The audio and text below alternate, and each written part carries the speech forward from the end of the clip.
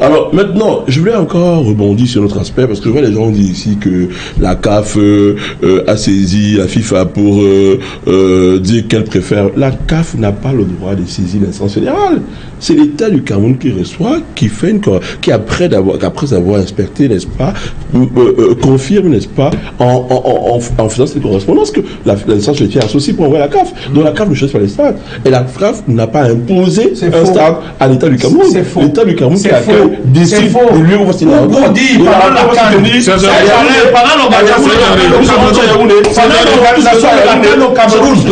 CAF était ici pour valider les stades. C'est la CAF qui valide. Je dis pour ceux qui... Vous ne pouvez pas dire ça. Non, vous ne pouvez pas dire ça, mon Dieu. Vous pouvez raconter des anneries. Vous n'avez pas lu les statuts. Non, je vous dis que c'est la CAF qui homologue les statuts. Je comprends bien votre ignorance. Je laisse suivre. Je comprends très bien votre ignorance. Oui. Je dis bien que... Ah bon? Oui, c'est pas moi qui dis. Moi, je suis ignorant sur ce sujet-là. Non, sur ce sujet-là, je comprends très bien votre ignorance. Parce que je n'invente pas ce que je dis ici. Ce que je dis là, tout ce que je suis... l'État du Cameroun devait imposer à la CAF les stades. Je dis bien ceci. Quand on n'appartient pas à la CAF, il n'appartient pas à la CAF. Je dis bien... il faut qu'on se comprenne. Quand on organise la CAN 2023, on va tous parler ensemble. Je dis bien ceci.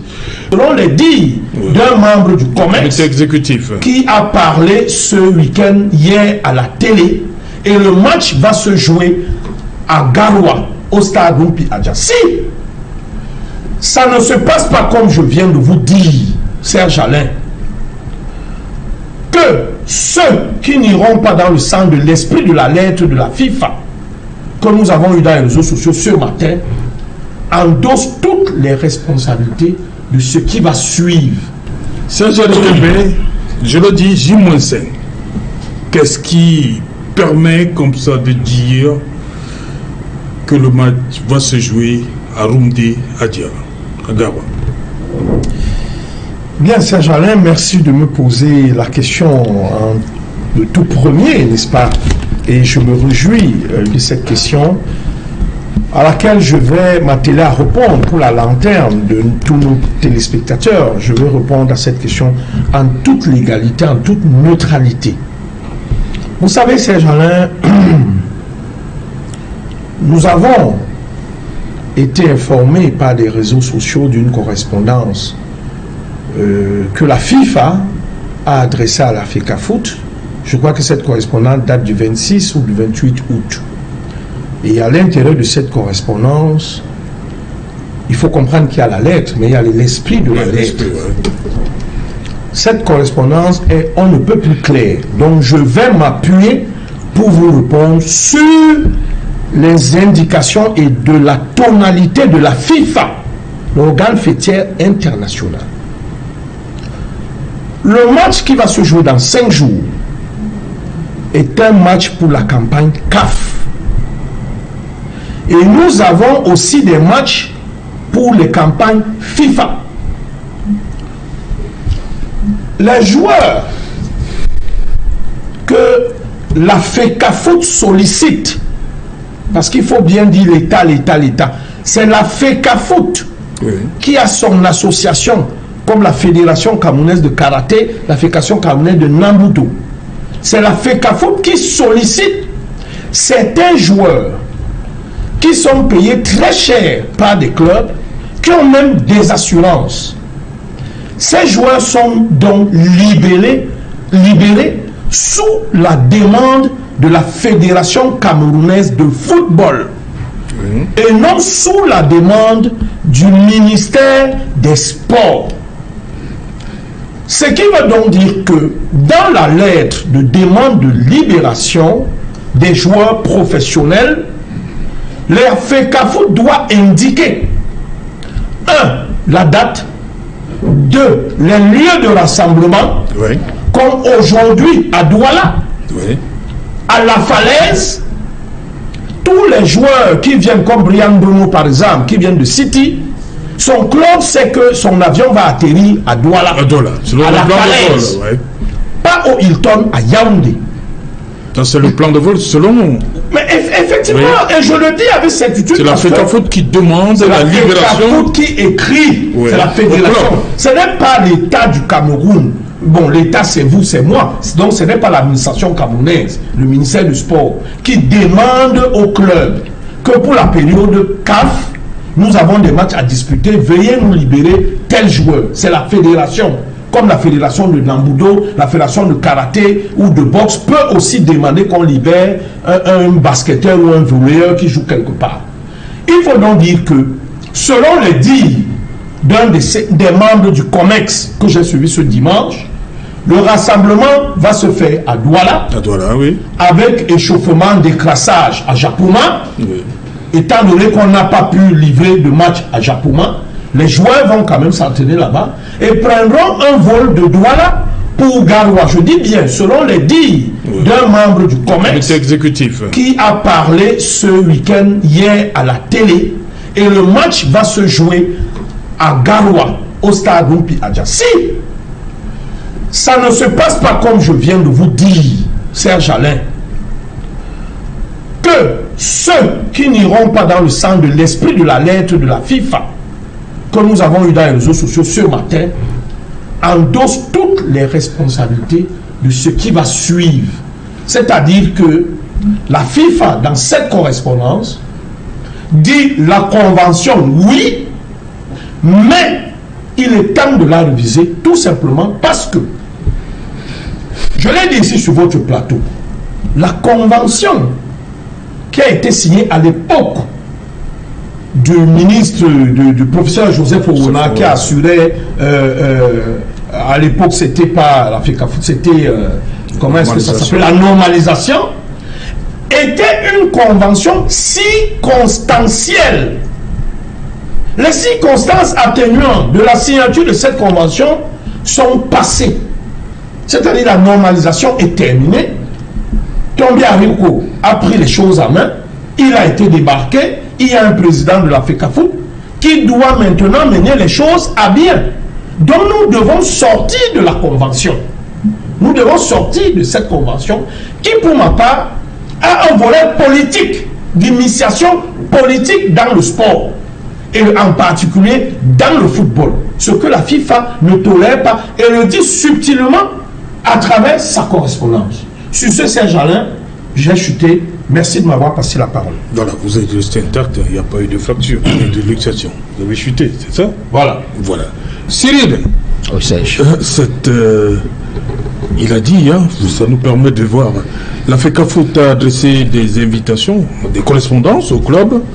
Mais comment ces joueurs peuvent-ils se retrouver en dehors du lieu indiqué par la Fédération camerounaise de football? Alors, il faut rappeler tous ces bons Le club sait que vous devez descendre à Douala, à la Falaise, vous vous retrouvez à Yaoundé Hilton. Comment?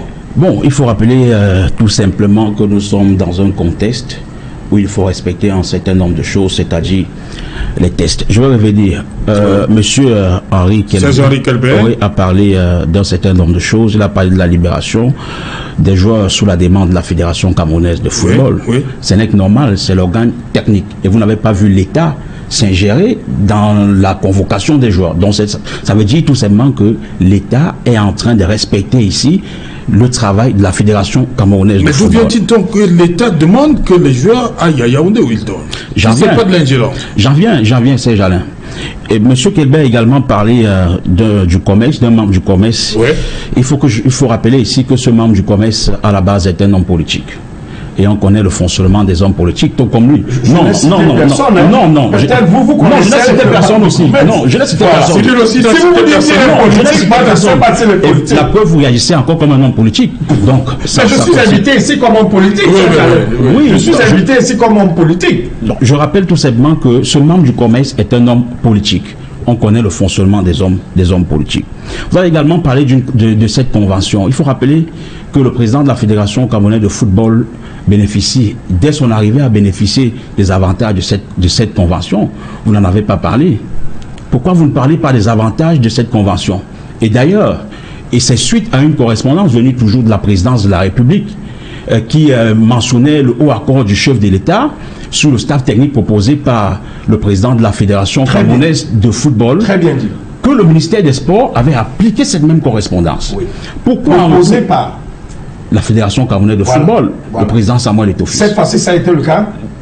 Oui, bien sûr. Ah bon? Oui, bien sûr. C'est la fédération qui a proposé Max Ça, Brice. c'est le cas. Vous voulez savoir pourquoi? C'est la proposition. Vous voulez savoir? Je vous explique. D'accord, allez-y. Lors du casting du sélectionneur de l'équipe nationale du Cameroun, est-ce que la Fédération camerounaise de football n'a pas participé? En tout cas, pas à la nomination. Est-ce que la fédération n'a pas participé? Ils n'ont pas été consultés. La fédération a été consultée, puisqu'elle-même a participé. Elle a envoyé sa feuille de route sur le choix avec un certain nombre d'encadreurs techniques, tout simplement. Et si la proposition de la fédération camerounaise de football n'a pas été choisie, que la fédération se paye, parce que l'État, suite au discours du chef de l'État, qui appelait à une restructuration du football camerounais. Pourquoi aujourd'hui, lorsque cette même correspondance provient de la fédération, provient de la présidence de la République, on voit des personnes qui pensent aimer Samuel Eto'o fils plus qu'un certain nombre de personnes. Nous avons tous aimé Samuel Eto'o fils, nous l'aimons tous. Lorsqu'il est arrivé à la tête de la fédération camerounaise de football, nous avons tous accompagné. Mais lorsque ça ne va pas, disons tout simplement que ça ne va pas. Aujourd'hui, Samuel Eto'o est en train de vouloir faire le bras de fer avec l'État du Cameroun qui a donné l'agrément à la fédération camerounaise de football. C'est l'État du Cameroun qui a les stades, c'est l'État du Cameroun qui a les hôpitaux, c'est l'État du Cameroun qui paye le staff technique. D'ailleurs, vous n'allez pas dédier ici au Camerounais qu'il y a quelque temps, le président de la fédération camerounaise de football a transmis une correspondance au ministère des Sports pour essayer de prendre en charge son staff technique. Pourquoi s'il avait les moyens? Et d'ailleurs, vous avez parlé de cette même correspondance de la FIFA que je vais lire ici. Disons la vérité aux Camerounais. Pourquoi vous n'êtes pas prompt en disant aux Camerounais ici que la FIFA a sanctionné l'État en demandant à l'État de ne pas se gérer dans cette affaire? Disons la convention doit être relue. Globalement, c'est pas ça. La convention doit être révisée. Que les deux parties s'accordent. Et je vous dis exclusivement la fédération camerounaise de football a déjà demandé depuis avant la correspondance. Vous pouvez montrer cette correspondance? Bon, après l'émission, je vous la montre. Je vous dis qu'après l'émission, je vous la montre. Ça, c'est le fonctionnement des hommes politiques. Ne fonctionnez pas comme des hommes politiques. Fonctionnons comme des Camerounais républicains. S'il y a un fait, montrez le fait pour que les Camerounais soient des témoins. Mais vous n'avez pas un fait, vous venez dire que la fédération a transmis un courrier en disant non. Ça fait combien de temps que Samuel Eto'o à la tête de la fédération camerounaise de football? Il jouit de ses avantages. Il a joui de ses avantages. Jusqu'à présent, il joue de ses avantages. Pourquoi lorsque le chef de l'État, le ministre ici, je suis sans être défenseur du ministre, le ministre ici est en train de suivre les instructions du chef de l'État pour restructurer le football camerounais? Pourquoi vous continuez? Vous pensez... Moi, je veux qualifier tous ceux qui soutiennent Samuel Eto'o dans cet élan d'être des noyeurs. Vous êtes en train de noyer Samuel Eto'o. Vous pensez qu'il aimait plus que qui? Non, je vais revenir sur cette correspondance de la FIFA datée du 26 août. Et vous vous rendez compte, c'est Jalin, et avec les Camerounais qui nous regardent, c'est la deuxième correspondance que la FECAFOOT transmet à la FIFA sous anonymat. Donc, en demandant tout simplement que la FIFA intervienne. Non, elle n'est pas sous anonymat. Bien sûr, c'est la téléphone. Non, c'est une correspondance entre deux institutions. Est-ce que vous devez être informé, Cyril? C'est ça. Qu'est-ce que la... Vous n'êtes pas obligé d'être lorsque la FECAFOOT envoie une correspondance à... Un ministre et un autre ministre, vous devez être au courant. Bon, nous sommes donc informés. Voilà. Nous sommes donc informés. Mais ne dites pas sous anonymat. Non, corrigez déjà ça. Pourquoi vous n'avez pas ici dit des choses? Qu'est-ce que c'est pas sous anonymat? Qu'est-ce qu'on doit corriger? C'est pas sous anonymat. Vous avez écrit de présenter cette correspondance, non? Qu'est-ce qu'on doit corriger? C'est la lettre. Moi, je vais revenir ici sur les correspondances. La dernière réunion du ministère des Sports à Yaoundé, le 23 août. Réunion préparatoire. Réunion préparatoire de cette rencontre. Si on a bien lu la correspondance finale qui retraçait un tout petit peu comme dans le rapport de cette réunion, il faut prêter attention. Il y a un paragraphe où le ministre rappelle que les propositions budgétaires pour ces différentes rencontres proposées par la Fédération camerounaise de football disaient que la rencontre devait se tenir à Yaoundé. La correspondance est là. Bon. Donc vous pensez que tout un ministre peut mentir? Permettez l'expression? Non. Respectons tout simplement la République. Nous aimons tous Samuel Eto'o. Nous devons respecter les emblèmes de la République. Vous ne devez pas être plus que tout le monde. Il y a quelque temps, c'est le même Samuel qui a refusé de prendre le drapeau. président de la fédération. C'est la fédération. C'est le même président de la fédération qui avait refusé de prendre le drapeau du Cameroun. Non, Cyril, je dis, on n'est pas sûr, c'est pas un problème. Samuel Eto'o, je dis, nous sommes à J-5 de la rencontre et le regroupement commence aujourd'hui. Les Lions, Je vous ai posé la question. Oui. Les correspondances entre la FECAFOOT et les clubs disaient clairement que les joueurs devaient. Il y a un point de chute qui est Douala. Comment comprendre que des joueurs qui ont été informés, les clubs également, qui doivent se retrouver à Douala, pourraient se retrouver à Yaoundé? C'est une faute professionnelle très grave. Même pour les clubs, ils vont en répondre. Non, vous vous rendez compte, Serge Alain. Même dans leur club, ils vont répondre. Vous vous rendez compte ici que les joueurs ne se sont pas prononcés pour regret. Oui. Souvenez-vous, lorsque la fédération avait confisqué les maillots, les joueurs n'avaient pas pris position pour la fédération camerounaise de football. C'est une façon, le silence les maillots est une n'ont pas été réponse. confisqués. C'est moi qui parle, vous avez parlé, je vous ai écouté. La fédération avait confisqué les maillots, mais les Lions se sont entraînés. Le matériel technique avait été confisqué par la fédération camerounaise de football. Les Lions s'étaient entraînés. Le choix, il y avait des difficultés sur le choix de l'hôtel qui devait abriter les Lions indomptables. Mais les Lions étaient abrités. On parlait du bus. Les Lions ont eu le bus. Et la rencontre s'est tenue, malgré qu'il y avait deux staffs techniques. Le staff technique de la fédération et le staff technique nommé par l'État du Cameroun et payé par l'État du Cameroun. Mais on a vu qui sont ceux qui ont tenu les séances d'entraînement. C'est le staff nommé par l'État du Cameroun. J'en reviendrai dans ma prochaine prise de parole. Voilà, Serge Alain. Serge Alain. Oui. Ça dit, il faut dépassionner ce débat. Justement, ça fait 4 mois que... Non, il faut rentrer dans les textes et les règlements de la FIFA. Vous savez, sur le choix du stade, que disent les textes de la CAF? Mais imaginez la présidente de la Fédération camerounaise de Namboudo, Madame Justine Dufault, professeure. Oui. Elle a dit qu'elle va faire son tournoi au collège de la salle sans publicité sur son tatami. Vous pensez que le ministre va lui dire que ça va se faire remarquer? Pourquoi c'est pas le même débat? Parce que vous avez un ministre du sport, du football. Mais ce n'est pas... Parce que vous avez un ministre du football. Ce n'est pas le même débat. C'est pas le même débat justement parce que vous avez le ministre du football. Qu'est-ce que dit? Vous n'avez pas le ministre du sport. Que disent les textes de la CAF sur l'organisation, le choix du stade? Les textes de la CAF parlent du choix du stade de la capitale. Pourquoi vous ne le dites pas? Les textes de la CAF, vous parlez sur les textes de la CAF, mais vous ne rappelez pas que les textes de la CAF parlent du stade de la capitale. Serge Alain, à mon analyse d'homme politique, fervent adepte du président national du RDPC, son excellence Paul Biya, que je suis depuis plus de 32 ans. Ah bon? Le président de la République, la dernière fois que j'étais sur ce plateau, a fait un discours en février. Nous avons parlé de ça, Serge Alain. Vrai ou faux? Oui. Tout est mis au grand jour. Parce que dans ce discours, il dit que l'État a mis énormément d'argent pour le football. Mais ce jour-là, vous semblez dire que... Je vous non. Qu'on a fait dire des choses au l'État. C'est Alain. Oui, mais le chef de l'État avait indexé le ministère. Mais monsieur, laissez-moi développer. C'est moi qui parle de ce discours encore aujourd'hui, 4 mois après. Oui. La preuve. Où sont les stades à 1000 milliards? Vous donnez raison au MRC? Soyons sérieux. Mais là, c'est pas le débat. Hein. Plus que c'est eux qui demandent depuis de faire l'audit sur la Camgate. 1000 milliards. Voilà Chapouma, 140 milliards. C'est devenu un stade saisonnier où on joue seulement quand il fait chaud. Voilà Olembe. On ne joue plus jamais Olembe. 200 milliards. Mais non, soyons quand même sérieux. Vous ne pouvez pas faire ça au président de la République. Si vous êtes des Brutus, dévoilez-vous. Allez lire l'histoire de Jules César. Lorsqu'il était au Sénat. Et qu'il y avait des gens tapis autour de lui, y compris son fils adoptif, Brutus. À qui il a dit, Brutus, même toi, les gens à qui on a donné le décret pour accompagner le chef de l'État dans sa mission. Aujourd'hui, avec 1000 milliards, on a un seul stade. Le stade Amadou Ayudio, construit en 1972. Vous imaginez Félix Toyenbok avec des mallettes d'argent dans le plafond? Dans quelle république? Serge Alain, il faut arrêter ça. La lettre de la FIFA est claire.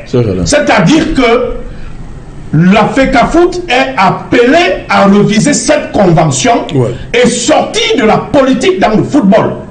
Et ça, je vous ai dit que la FECAFOOT avait déjà commencé. Et je l'avais même dit, si Serge Alain, j'étais assez là, que le drame dans cette histoire, c'est que la FECAFOOT étoffice quand elle arrive, parce que cette convention existe depuis 2015. Avant que étoffice n'arrive. Ce n'est pas...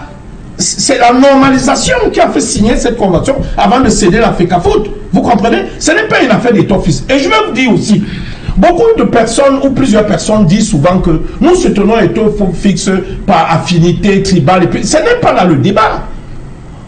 Une petite parenthèse que je ferme très vite. Dans le conflit FECAFOOT, Fédération camerounaise de volley, moi je suis avec Abouem Serge.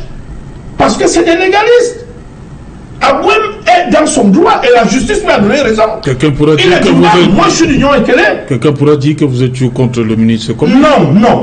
Bon, ça, merci de m'avoir relancé, Serge Alain. Oui.